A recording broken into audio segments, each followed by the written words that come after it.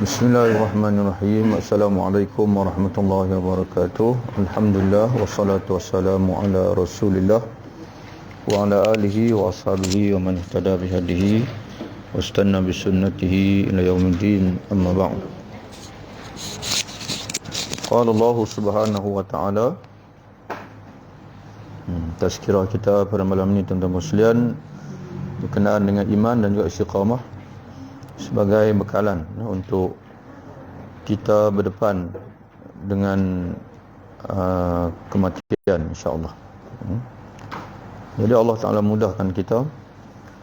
Dia Allah dalam ayat yang kita akan baca ini, Allah Subhanahu Wa Ta'ala berjanji orang yang ada dua sifat ini, insya-Allah pada saat dia akan mati nanti, Allah Subhanahu Wa Ta'ala akan selamatkan dia daripada ketakutan dan juga kesedihan. Innal ladzi a'udzu billahi minasyaitonir rajim. Bismillahirrahmanirrahim. Innal ladzina qalu, jumpa tak jumpa ayat 30 surah Fussilat 480. Ya, dengar berapa?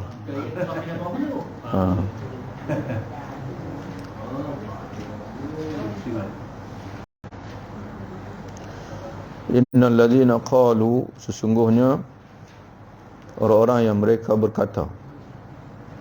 Orang-orang yang mereka berkata, mana mereka mengucapkan semasa mereka hidup dan sihat sebelum mati, Rabbuna Allah, Tuhan kami adalah Allah, iaitu la ilaha illallah, tidak ada Tuhan melainkan Allah. Mereka mengikrarkan, mentauhidkan Allah Subhanahu wa Ta'ala. Summa istaqamu, kemudian mereka beristiqamah, berkomitmen dalam ketaatan. Mereka jaga sembahyang, jaga puasa, mereka menjauhi maksiat. Bila Allah Ta'ala beri harta, mereka keluarkan zakat. Jadi istiqamah dalam amal ketaatan. Jadi setiap waktu dalam hidup kita ini ada amalan yang Allah Ta'ala wajibkan. Jadi istiqamah ni iaitulah kita buat, kita laksanakan. Jadi setelah kita mengucapkan la ilaha illallah, kita mengakui Tuhan kita adalah Allah, setelah itu kita istiqamah. Kita jaga, masuk waktu subuh kita sembahyang subuh, masuk zuhur kita sembahyang zuhur, masuk asar kita sembahyang asar. Begitulah tiap-tiap hari rotib kita tu istiqamah. Bukan saat buat, saat tak buat, ikut kita kata ikut selera, ikut mood. Tidak, itu bukan istiqamah. Jadi apa yang berlaku, kata Allah, tatanazzalu alaihim, maka akan turun kepada mereka pada saat kematian. Pada saat mereka nak mati, akan turun kepada mereka. Dan juga kebangkitan nanti. Ada dua saat yang Allah Ta'ala sebut. Siapa yang akan turun ni? Malaikat. Pada saat mereka nak mati, malaikat akan turun. Dan juga saat mereka bangkit dari kubur nanti pun malaikat akan hadir. Hadir itu buat apa? Berkata kepada mereka. Malaikat akan turun kepada mereka, berkata kepada mereka pada saat mereka nak mati itu, alla takhafu, janganlah kalian takut. Tak usahlah takut. Takut dengan kehidupan setelah mati, jangan bimbang. Jadi malaikat turun, Allah Ta'ala suruh turun.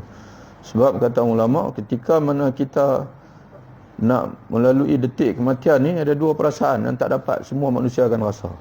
Yang pertama takut, yang kedua adalah sedih. Jadi malaikat ni Allah Ta'ala suruh turun. Allah takhafu, berkata kepada kita, insya-Allah, tak usahlah kamu takut, wala tahzanu, dan tak usahlah kamu bersedih. Takut sebab apa tuan sekalian? Takut kerana kehidupan baru selepas mati. Bersedih pula mengenangkan kita nak kena tinggal rumah, nak kena tinggal kawan-kawan, tinggal kereta. Walaupun kereta kita tu taklah mahal mana pun, tapi kena tinggal semua. Kad bank pun tinggal, apa sajalah, anak-anak pun kita tinggal. Kemudian kata Allah, tak usahlah kamu takut dan tak usahlah kamu sedih. Wa abshiru, akan tetapi gembiralah. Allah Ta'ala suruh perintahkan malaikat, suruh beritahu kita, bergembiralah. Bil jannatil lati kuntum tu'adun, dengan syurga yang kalian dahulu telah dijanjikan. Maksud sihat pun Allah Ta'ala sebut dah. Orang beriman dan beramal soleh, dia akan janji syurga. Dan kubur ni, sebagaimana Nabi SAW sebut dalam satu hadis, Raudhatun min riyadil jannah, dia akan menjadi bagi orang beriman satu taman bertaman syurga. Kalau orang kafir pula, satu jurang daripada jurang neraka. Nahnu awliya'ukum, kamilah ini malaikat ni, yang merupakan para pelindung atau penjaga kalian fil hayatid dunia, semasa kehidupan dunia. Mana kita sekarang ni pun Muslim, bila kita sembahyang puasa, malaikat jaga kita. Jadi sebab itu malaikat akan bisik, cuma kita tak dengar lah. Tapi malaikat akan bisik lah hati kita bila masuk azan. Oleh kerana kita taat pada Allah, kita beriman, malaikat akan bisik, tunggu apa lagi tak sembahyang. Malaikat akan bisik. Dia teman kita, malaikat akan teman kita. Iblis pula macam mana? Dia tak boleh pantang dia. Bila orang itu ingat pada Allah, orang sebut nama Allah, dia memang tak boleh hampir. Jadi tuan-tuan sekalian, ingat balik hadis Nabi sebut, bila terdengar saja laungan azan, syaitan iblis ini akan lari lintang pukang sampai kepada tempat azan itu tak kedengaran lagi. Bila habis azan baru dia mai balik. Dia mai balik. Tapi bila gaya dia nak mai, kita berangkat takbir Allahu Akbar. Angkat takbir Allahu Akbar, baca Fatihah dan sebagainya. Jadi dia kecewa lah. Dia kecewa. Jadi sebab itu tuan-tuan sekalian, malaikat kata, kami teman kamu, pelindung kamu ketika di dunia dan di akhirat nanti, dalam kubur nanti. Jadi di sini Allah Ta'ala sebut kita akan ditemani oleh malaikat-malaikat. Dan di samping dalam kubur nanti, kita juga akan ditemani oleh amalan kita. Kita tak akan kesorangan. Dalam satu hadis Nabi SAW menceritakan, orang beriman setelah dia berjaya menjawab soalan malaikat, malaikat tanya dia, siapa Tuhan kamu, kenal ke tidak Nabi yang diutuskan kepada kamu? Dia jawab semua elok. Allah lah, Allahu Rabbi, itulah Muhammad, Rasul yang diutuskan Allah kepadaku dan aku beriman dengan dia. Panduan hidupku Quran, kiblatku Kaabah. Begitulah yang disebut tu. Maka Allah Ta'ala hamparkan untuk dia pemaidani daripada syurga. Diluaskan kubur dia. Dan dibuka daripada kuburnya itu pintu yang menembusi ke syurga. Dan dalam keadaan dia nak berehat itu, tiba-tiba muncul satu lembaga. Lembaga yang indah, yang cantik, yang bau harum, datang bagi salam dekat dia. Dia pun tanya, siapa kamu? Datang kamu ni elok, seronok aku menerima kedatangan kamu. Lalu kata Nabi SAW, lembaga ni, dia jawab, ana amaluka salih, aku adalah amal soleh kamu.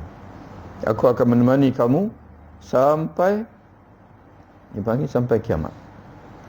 Lalu kata Nabi SAW, bila dia dapat layanan begitu, dia pun terbit mulut dia, Rabbi aqimis sa'a ya Rabb, kalau beginilah layanan dia, bagilah cepat-cepat ada kiamat ya Allah. Sebab apa? Dia minta bagi cepat ada kiamat. Sebab dia kata, aku ingin berjumpa kembali dengan sanak-saudaraku. Dia teringat kat kita duduk di sana. Sebab dia seronok. Macam kita lah, bila kita ni tengah seronok melancong, kita rasa kalau boleh bawa anak sekali kan seronok. Tapi modal tak pernah cukup, contohlah. Jadi begitulah dia teringat. Jadi tuan-tuan sekalian, apa yang kita nak kena ada? Dua. Iman satu, alhamdulillah kita dah mengucap la ilaha illallah Muhammadur Rasulullah, kita beriman, tak ada satu pun yang kita tolak. Tinggal satu lagi lah, kita nak kena istiqamah, nak jaga amal ibadat kita insya-Allah.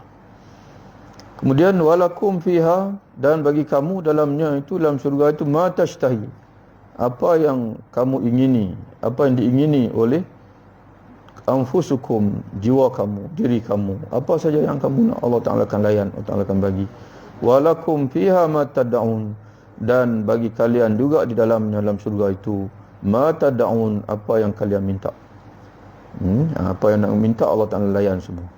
Nuzulan, tengok tuan sekalian, nuzulan, sebagai penghormatan atau pemberian min ghafurur rahim, dari Tuhan, dari Allah yang Maha Pengampun, Rahimin, lagi Maha kekal kasih sayangnya.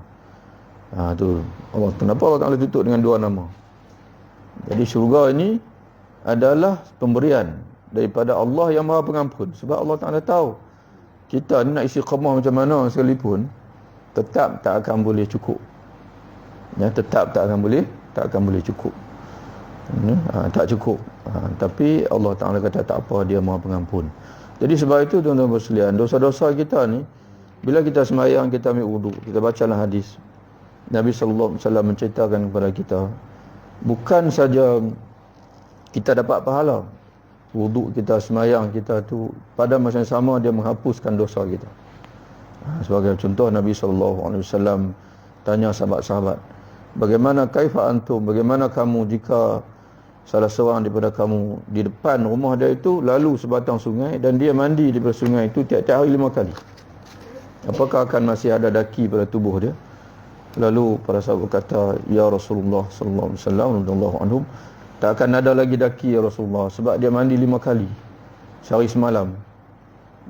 Lalu Nabi kata, demikianlah perumpamaan bagi orang yang sembahyang 5 waktu sehari semalam.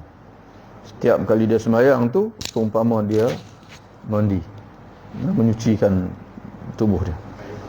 Jadi demikianlah tuan-tuan sekalian, mati nanti insya-Allah Allah Taala akan ni.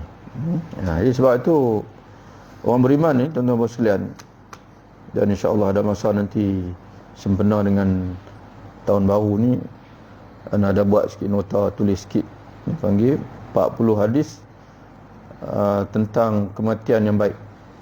Yang sebenar awal tahun ni, insya-Allah nanti kita baca insya-Allah 40 hadis kematian yang baik. Di antara tanda kematian orang beriman ni kata Nabi, ialah berpeluh dahi dia. Itu Nabi sebut, al-mu'min yamutu bi arqal jabin. Orang beriman ni dia mati peluh. Peluh ni apa maknanya?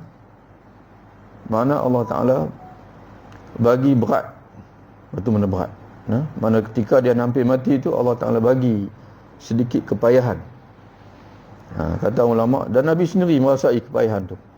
Nabi sendiri pun pada ketika nak mati itu, dia bawa air, dia celup tangan dia sapu muka, dia kata, Allahumma inni, ya Allah tolonglah aku untuk depan dengan sakaratul maut. Kepayahan untuk mati ni. Sebab tu kata Sayyidina Aisyah, aku tidak iri hati sikit pun kalau orang kata kau mati mudah. Sebab aku melihat Nabi sendiri pun mati payah. Jadi mati payah ni, mati mudah tak menggambarkan kata special, tidak. Itu maksud orang kata maksud Sayyidina Aisyah. Jadi para ulama urai sebab apa payah tu? Sebab Allah Taala nak buang saki-baki dosa yang ada dekat dia tu. Sebab orang beriman ini tidak menusuk, tidak menghadapi sakit walaupun sekadar duri, melainkan akan keluar bersama kesakitan itu dosa dia. Sebab tu Allah Ta'ala bagi. Sebab tu kita perhatikan kadang dia sakit seminggu, 2 minggu, 2 bulan kadang. Lepas tu dekat-dekat nak mati tu lega. Kita pun rasa lega dah. Lega asal. Lepas tu lega tu tengok cerah, muka elok dan sebagainya. Rupanya dia dah nak pergi. Jadi Allah Ta'ala bagi dia sakit tu untuk buang bagi dosa. Jadi kerana itu tuan-tuan sekalian, begitu sampai begitu, Allah Ta'ala ini, orang beriman ini, dia akan pastikan mati saja tak ada dosa, bersih. Sebab itu Allah Ta'ala bagi sembahyang, wudu, Allah Ta'ala bagi sakit dan sebagainya. Sakit bagi orang beriman adalah kafarah. Sakit bagi orang beriman adalah penghapus dosa. Jadi mudah-mudahan dan sekalian begitulah. Kenapa yang pastinya bila kita nak hampir mati nanti, malaikat akan datang pada kita. Malaikat akan datang pada kita, pujuk kita. Tak usahlah takut. Tak usahlah kamu bimbang. Gembira, inilah saat untuk kamu pun gembira. Wallahu a'lam bishawab. Assalamualaikum warahmatullahi wabarakatuh.